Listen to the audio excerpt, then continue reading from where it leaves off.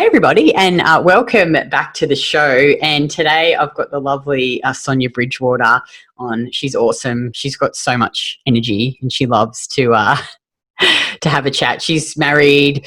She works. She's got 3 boys. But all of them have special needs. All of them. Yes. Yeah. So she's like, just some days I really admire you, Sonia. Like I think, you know, you're someone who's just come into the program and your life would be quite stressful and quite hard. But you just always seem to, you know, like I feel like you've done a lot of internal work too. Like you really did a lot of mindset stuff and you really try and focus on, you know, what you're grateful for. And you've always, you know, you came in with a lot of issues too, you know, and everything challenged your beliefs so massively, but, you know, you did it. Which is really awesome. Like, I think, you know, like, I think you're really awesome anyway. And the reason I wanted to get Sonia on today was just to talk about women and eating disorders, you know, things like anorexia, disordered eating, you know, and I, to a degree, had that, but not as badly as, say, someone like, to the degree I think that you had it. And, you know, we get a lot of women come into our program, and I often email you and get you to share your experience, because I think it can be a really hard thing to break out of, especially when you've been doing it for years and years and years, and the fitness industry, you know, promotes, you know, low calorie diets and quick fixes and all the stuff that it does, and the excessive training. So, you know, Sonia, maybe just to start with, can you just, I guess, talk a little bit about your history and like where you've come from and your eating disorders, and just so the viewers can get a bit of an understanding. Yeah. So, well, I'm 46 now, and unfortunately, at the age of 9, I started with anorexia, and it was really a simple thing. I think I shared it once on the Body by Design page, where I was really sick. I got bitten by bull ants and I was allergic, and then I got gastro, so I was vomiting for a couple of weeks. I was a little bit of a plump girl, and I lost, I think, a few kilos, and a boy just accidentally said, you know, I like your bum in your jeans, and that triggered a switch. And from then I started with, you know, being really secretive at 9 and not eating my food. And then I started binging. So then I progressed more into bulimia. And that actually led on to my late 20s. So I was in and out of hospitals. I was just not eating all day, maybe having an apple, but that would bloat me. And for me, it was always the distorted view of my stomach being protruding out. And then I'd binge in secret. So it was such a horrible way to live. And I did that through all my university years, through work, through relationships, you know, really violent episodes with like addiction. So when you weren't getting your food, or whether you were in the middle of a binge and somebody would see you, you'd be lashing out at people, and no one really knew what was going on. So it's a horrible, it's a real mental disorder. It's an eating disorder, but I think I've talked about the secrecy and the deviancy. Physically, you know, I'd throw up, and then I'd walk into a gym, you know, and I couldn't hardly see where I was going. I had such dizzy spells, and I'd be training through that, and the dehydration, you know, the teeth enamel, you know, so it's a lot, you know, it's such a hard, I think people just say, oh, just eat food or stop throwing up. And it's just so much more. The fear and the prison that mental disorder has on you with regards to food, it's just consumes your whole life from morning to night. All you think about is food, and it's very alienating, you know. Yeah. I guess, did you ever, like, were you quite secretive about it? Oh, terrible. You know, I'd be going in those days. What was those restaurants? Sizzler. Are they still around? Yeah, Sizzler. You know, I would, because, you know, and I mean, the money I would buy, I'd do all that. I mean, you know, what they would think when you're going in and out of the toilet the whole time. But, you know, you do huge blowouts, you know, and you'd binge in your car. You know, I'd say no. I mean, I'd say no to going out because I wanted to stay home and binge. You know, when I was in a relationship, I would, you know, so I had to go home because I had a migraine because I wanted to binge.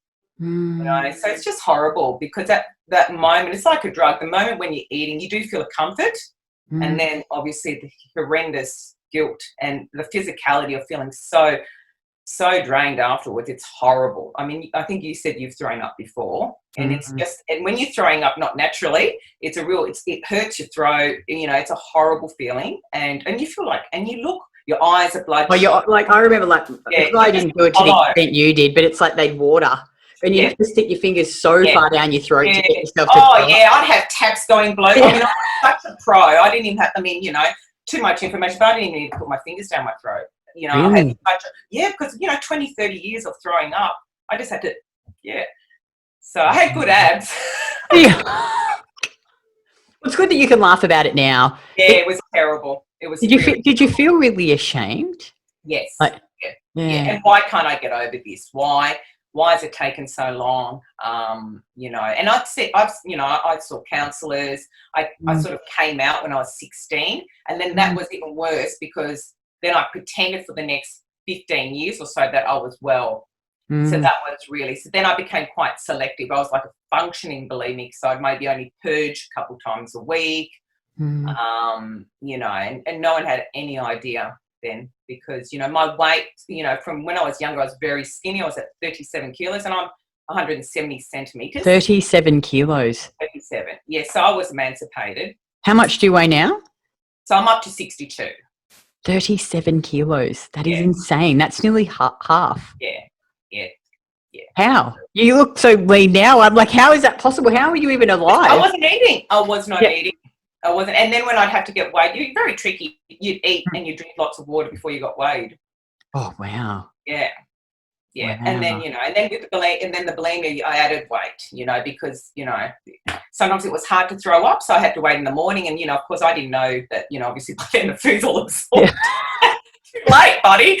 And then I went the other way and then I sort of added up to 70 plus kilos. So I've sort of sat on either spectrum of the weights. But it's just horrible. It's a very horrible, alienating disorder to have. But the mental prison with food, it's just constantly on your mind. Constantly, no matter what. And you've cycled through heaps of diets, hey, too. Yes. Yeah. So I've done, I did the carb cycling, I've done paleo, I've done high fat, high protein, no carbs at all. So I've done, you know, literally no carbs, like no carbs.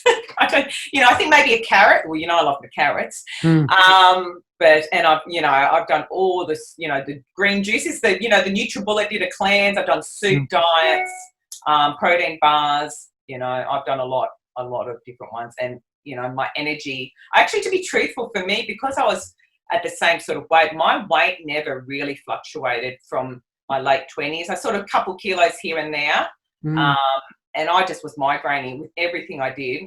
But in carb cycling, I would gorge myself, you know, because I'd start it with someone and then I'd lie and say, yeah, I'm doing it. And then I'd be gorging myself because I couldn't maintain it. I just couldn't maintain it. Yeah. And then it made me quite resentful. So then I felt the need to binge. So. Wow. And I think, you know, like so many women suffer from this and they just don't talk about it because you feel like I didn't have it to the severity that you did, but I'd always, you know, like you wouldn't tell anyone.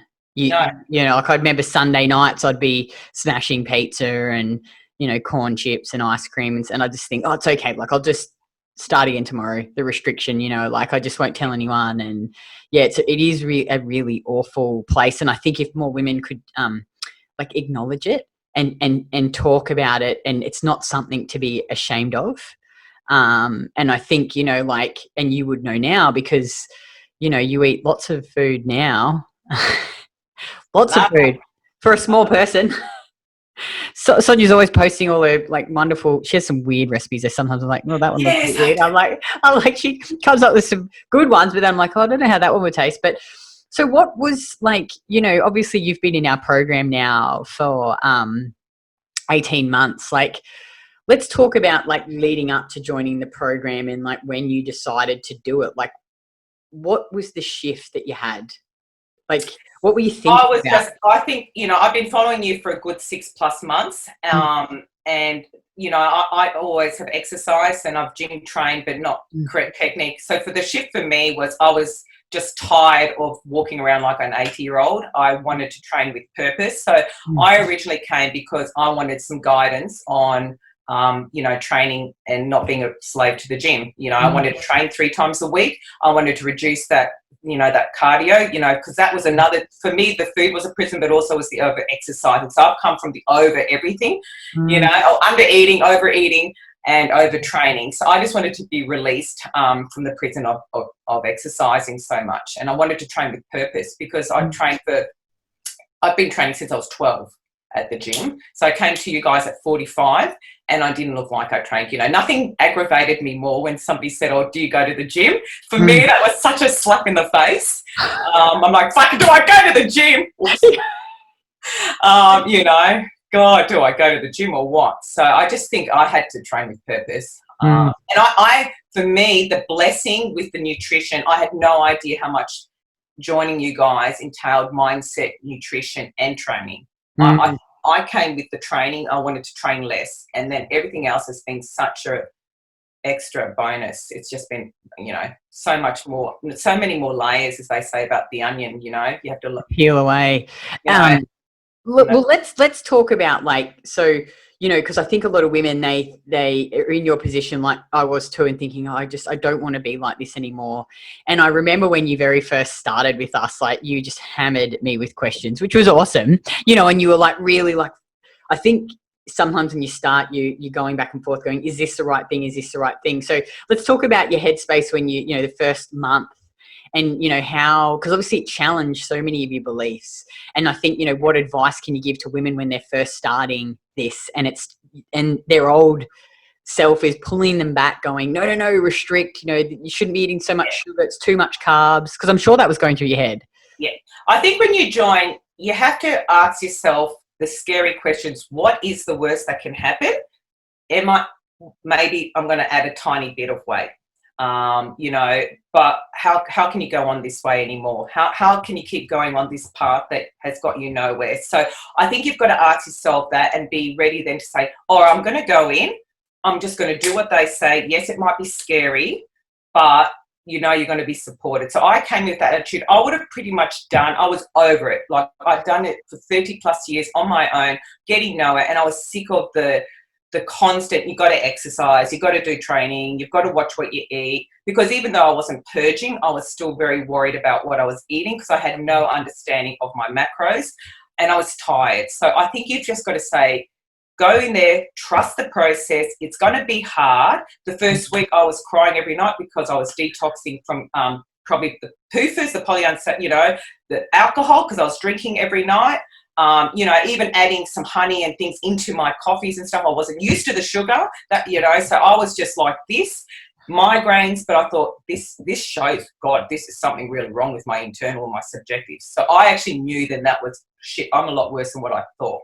So, and reach out, keep reaching out, you join a whole group of tribes of women who are on the same path as you and, the coaches. I think I swallowed some pride and I was having some troubles because the more I healed, I got angry at my old self. So I reached out to, I think, and said I needed some help with my mindset. Mel helped me, so don't, pride, where does it get you in the end?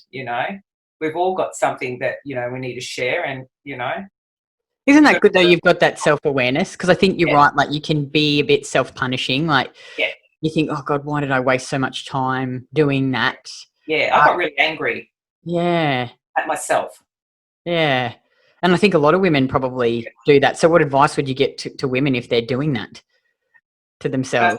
Just be kind to yourself, just go in and, it's never too late. It's never too late to start a new book for yourself, make a new story for yourself. So, yes, it's good to be angry, but forgive yourself and then just push it away and move forward. That's what I can do. I mean, we've all got those moments where you think, oh my God, if I could go back in time, but what purpose is it going to serve? It takes courage. It does. And from an eating disorder, and I think, it's scary. But I was ready. If you told me to eat whatever, I mean, I ate the liver, I ate the carbs, and I always share that moment when I made that first rice pudding with the butter and the chocolate. And I bawled like a baby because I'd never eaten something like that in my life and kept it in.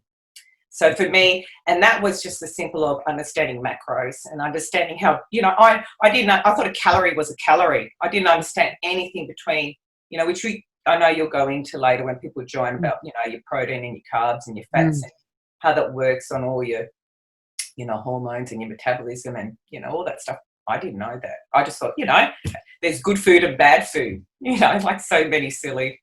Oh, I know. It's crazy. It's just the conditioning, I think, from the fitness industry. And what about because I think a lot of women and really struggle with, and I used to be like this too, is around the weight and the weight and being so tied to the weight on the scales. How have you navigated that? That's hard. Look, and I have to say, and look, I might go against with some of the things that, I now understand that, we weigh ourselves every day to get a good balance of the 7 days because, depending on your period or if you've not had a drink. And I hated the weighing part. It really did give me a bit of a brain F-U-C-K. But the way I did it, I had to remove myself. I just had to remove myself and look at it as a number. And I kept watching back. Craig did a live where he said, salt, sleep, poo, period. And I just went, this is what it's about. And I just had to look at it as a number.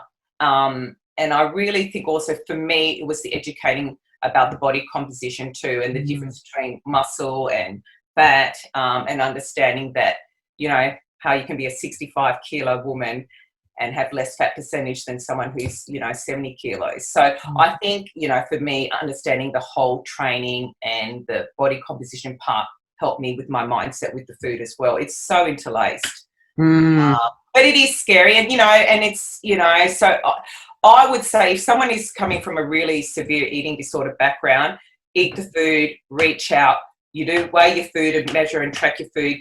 If it's really going to stuff with you, don't even look at the scales for a while. Maybe don't weigh yourself and, just go by how you visually and how you feel intrinsically because it's so much more important, So as I said, everyone's different, but I was ready. So I would have done anything. If you told me to sit on the couch for a month, I would have done it.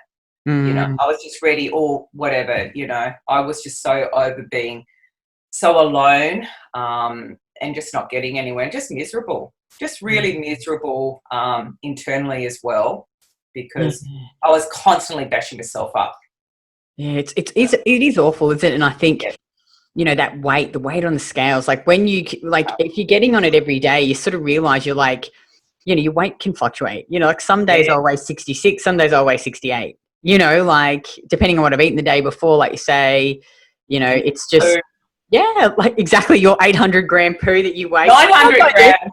I do that sometimes. I'll do a big, wet weight just because I just want to see how much the poo weighs.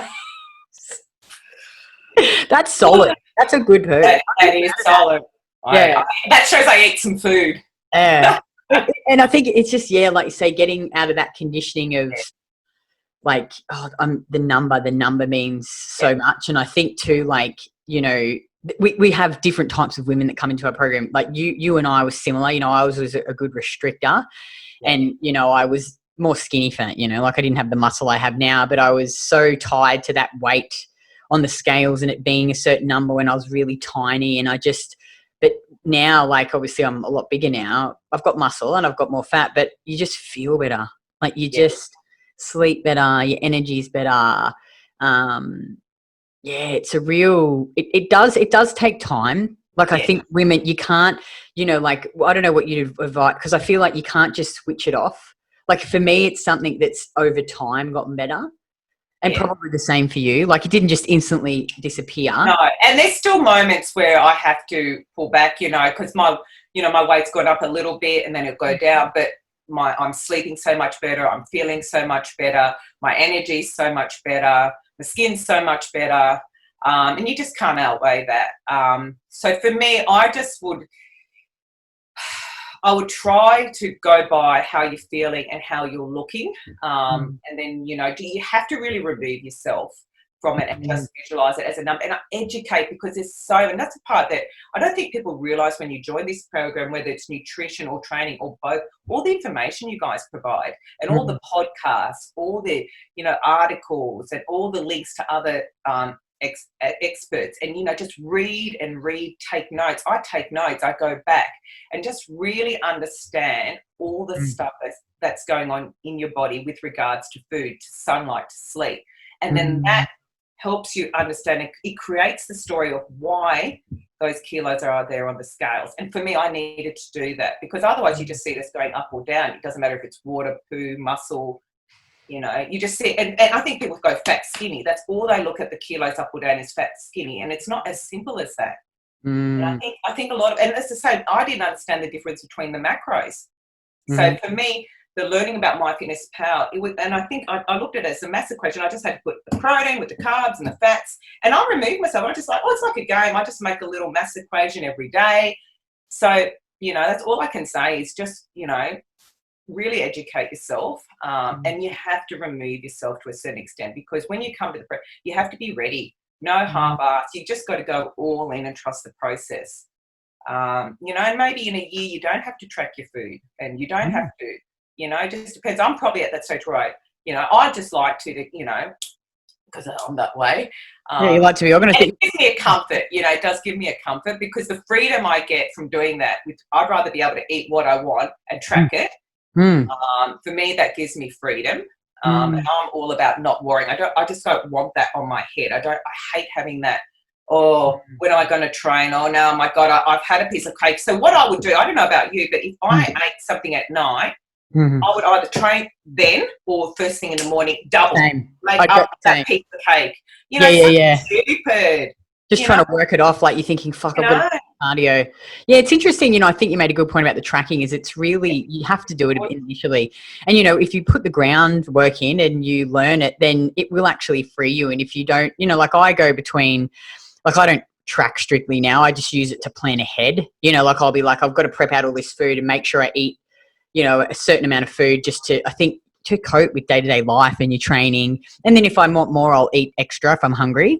But I think, like it gives you that flexibility to either you can eat, you don't need to track anymore because you've learned, or if you want to use it, I think it's a really valuable tool. Like if you sort of all of a sudden you're like, oh, I'm not sleeping, or my energy's low, you can whack a day in and be like, oh, actually, I'm actually under eating. I think it can be very easy as females, especially when you're busy, to slip back into the old habits of not eating enough. Or you get busy and you miss a meal. I think you really do have to consciously, make sure that you're fueling your body. Like now we talk about if you don't eat, like I just had the quick coffee and the fudge before we got on. So I'm like, I can't do this with that.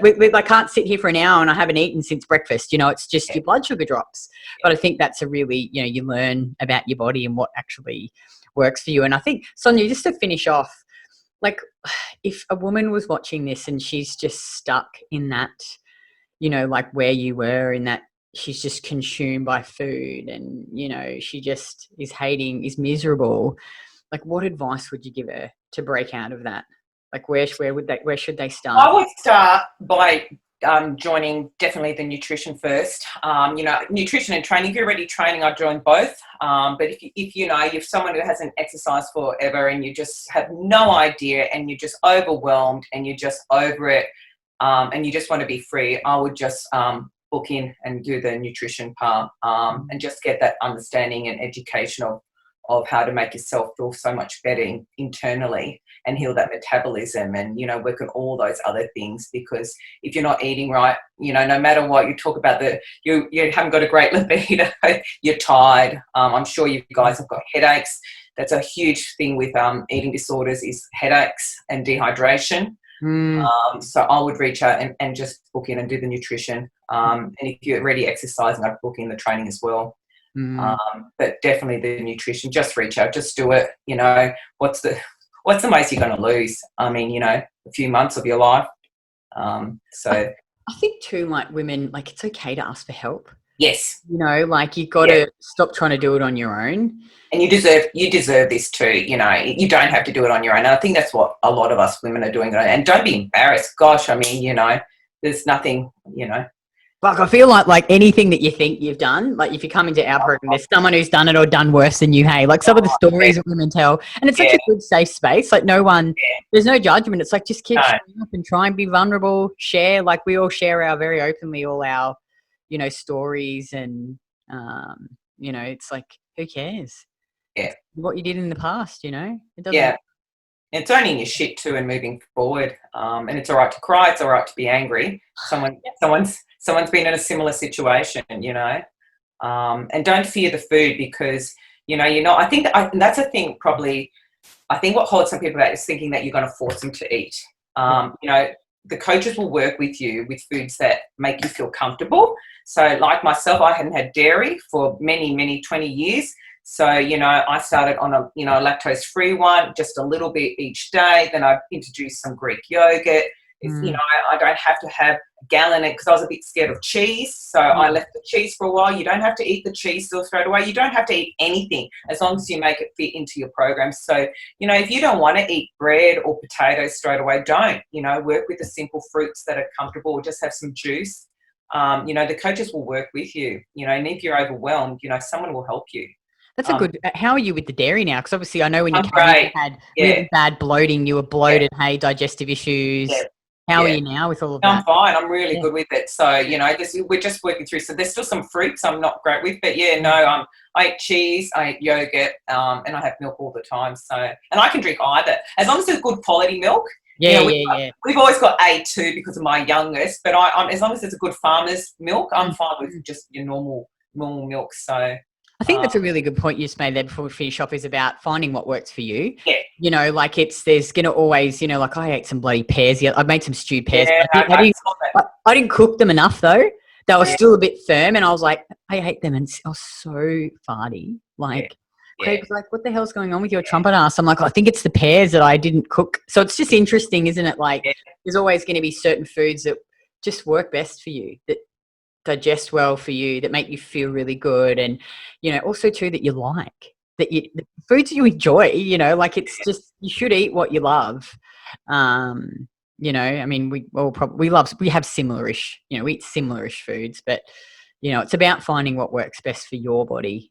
But you're really good, you're so consistent, you're really good. I love my food. Yeah. And I can't wait to go back to the gym. Oh, I know, I bet. You're so good in the program too. Like you really help other women. Like you're really good with. You got to have a laugh, Kitty. Oh, you do. You're right. Don't take yourselves too seriously. Oh, totally. Life is too short to be starving. Be brave. Be brave. I just be brave. Don't be alone. Be brave. You know. I love it. Awesome. Well, thanks so much, Sonia. And I hope for anyone who's watching this, they, you know, got something out of it, some good advice from Sonia, who's, you know, overcome a lifetime nearly of half a lifetime of eating disorders. And, you know, it is possible. You can be free if you want to, and you do the work, and you can enjoy food again and be free from that. It is like a prison. It really is. Yeah. But I'm grateful. Oh, I'm grateful to have you in the program. You're awesome. And thanks for always helping other women. You shouldn't have to do that. But you're really good. But, and you know, if you ever join our program one day, you'll get to, hang around Sonia. She's pretty funny too. She posts funny videos in the page. Did you like my table, Rose? Hey? I was about to hammer that table. Oh, so freaking over that one. Oh, these fucking, they're the dumbest exercise, eh? I was like to Craig, but you know, you got to just do what you got to do. When's it open for you? When's the gym? No, 22nd. No, so like 6 more days. Oh, I know, but I will see. Although the programs have been modified, so I just had a look at them. They look great. So I can't wait to get back in. I'll be like the bloody deadlift. I'll be so motivated. You'll be so sore after the first few sessions. You'll be so sore. I don't care if it's worth it. You need that extra food. Yeah, I will eat. Awesome. Well, thanks so much, Sonia, and I will speak to you in the program. All right. Bye. Have a great day. Bye, guys.